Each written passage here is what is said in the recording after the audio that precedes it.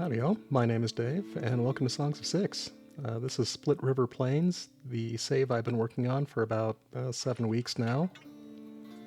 We just recently hit 12,000 population, which means the game is going to start throwing everything it has at us to stop us from getting over that number.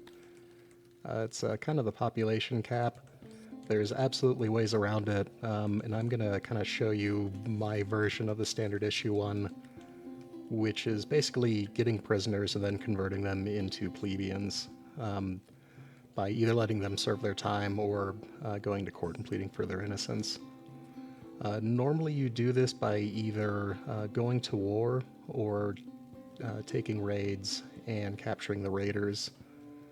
The way I've figured out is taking one of your own territories, building up the population there, and then you can convert it to a free lands and then attack it.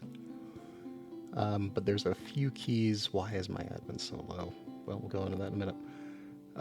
The key is pumping up the population first and then converting it over, and there's a couple other steps that we're going to go over for the setup first. Let's see, the first one is you're going to want to make sure that your law is set accordingly. I'm mostly going for just humans. The other populations have been pretty stable for me, or at least I'm not pushing them so high that I'm running into any real limits. Not so much with the humans, though. I do have available immigration, and I'll go into why I'm not using all of that in a bit.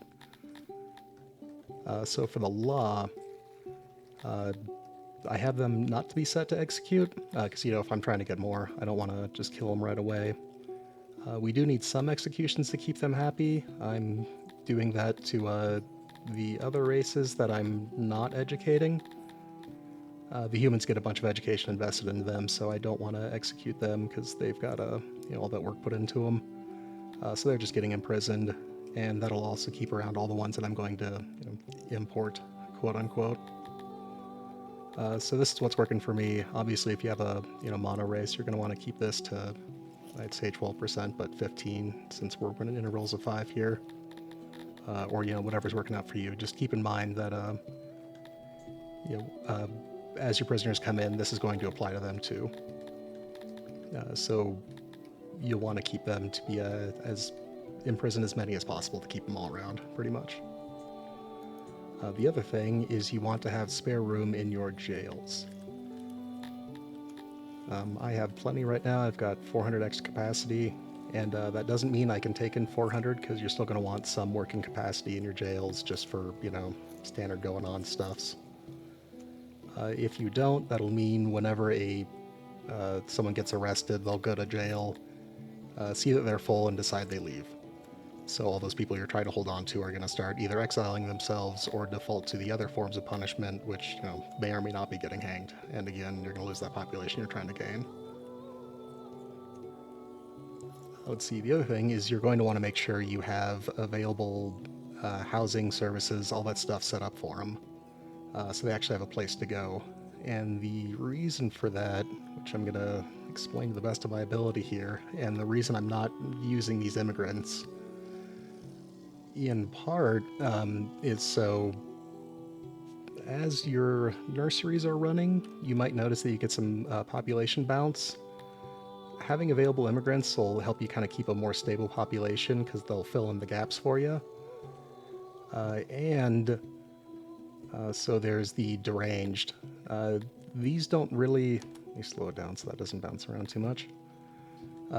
These don't happen as a percentage. It's more of a...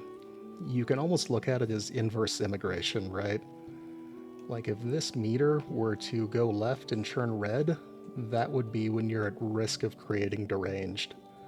It's kind of the game's way of pushing back when you've gotten more population than you should have for any given race. So if their happiness is too low, you're exceeding your immigration, things like that is when you'll be at risk of creating deranged. So if your city's not in a good position to take more plebeians on, you're going to take them on and they're going to turn to deranged anyway. Which you can, of course, get back with asylums, but if your city isn't fixed, you're just going to be creating more deranged, so you're kind of just band-aiding the problem. That's, yeah,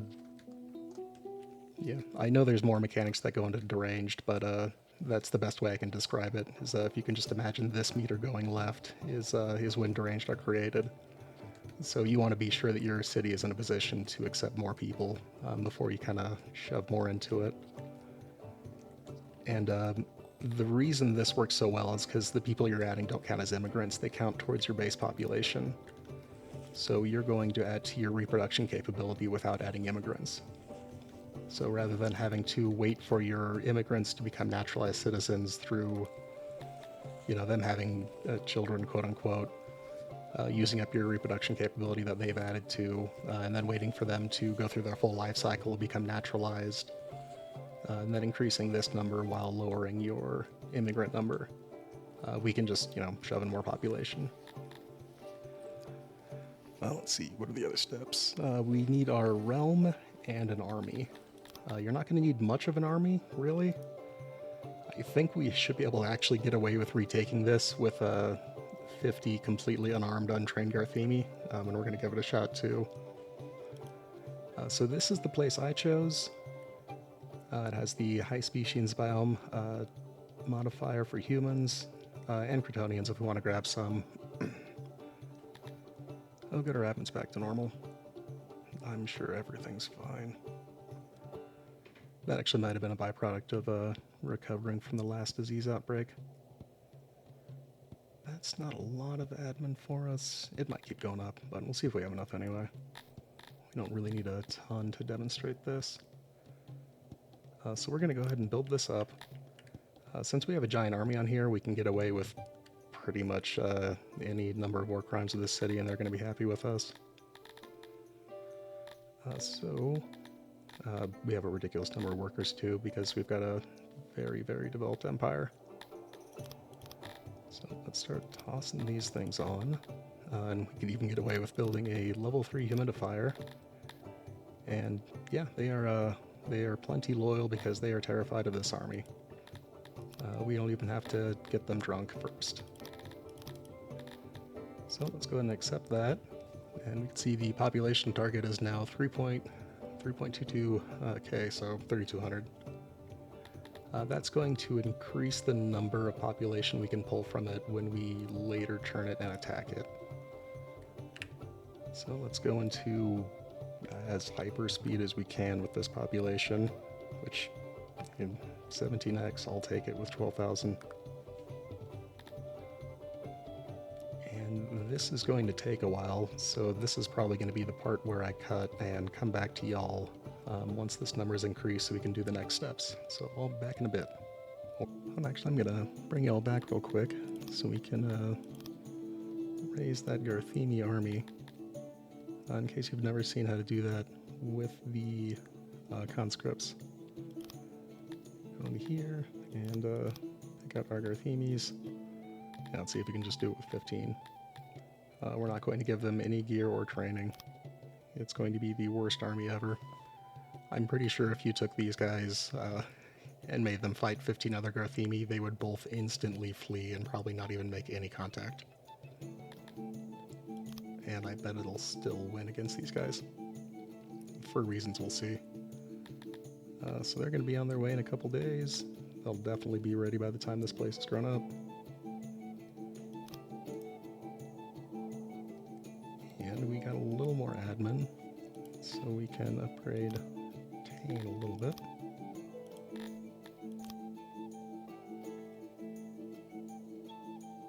That army's doing some work, but too much population with a tiny village, and they're gonna...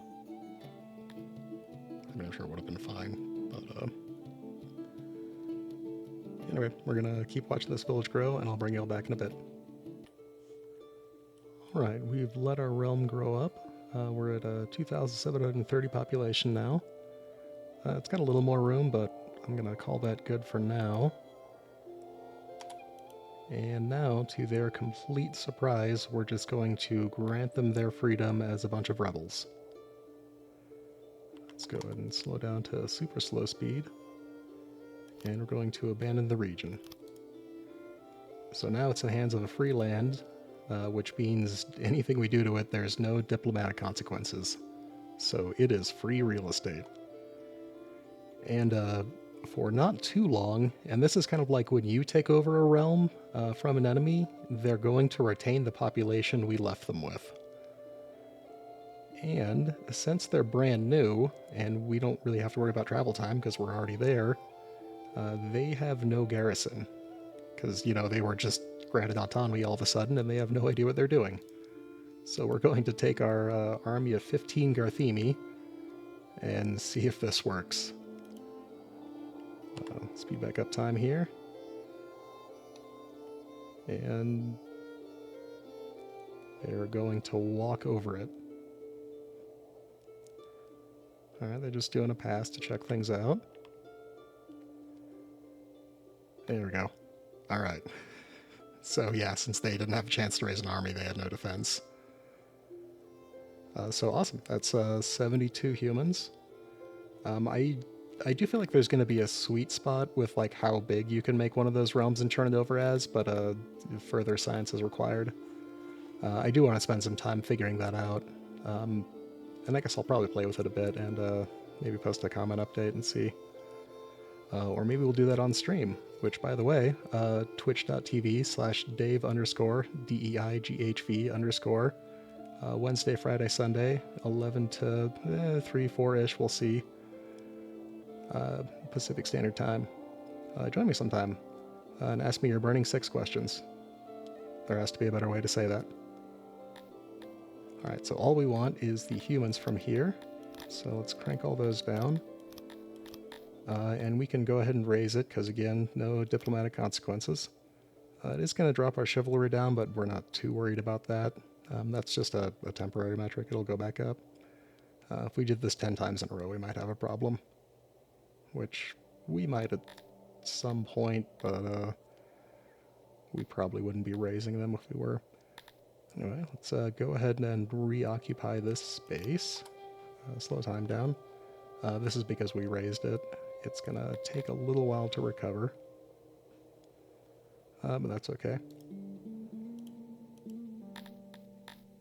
And yeah, we can just build it back up with the same things. And once it builds back up, we'll be ready to go again. The target is lower because it's devastated right now. But there is our new population headed home. They'll enter our prisons and go through that whole cycle. You'll remember when we started this, we had 400 and something prisoners who have since entered our population, and now we're up to 12,300, which I'm sure the game is actively scheming to take away from us as we speak. We shall see. But yeah, that is the prisoner to Plebian Pipeline. Using your own realms as a source of population. I hope this helps you with your bases. And like I said, please join me on Twitch. It'd be great to have you. And I hope this helps. Have a great day. Thanks for joining me. Cheers, y'all.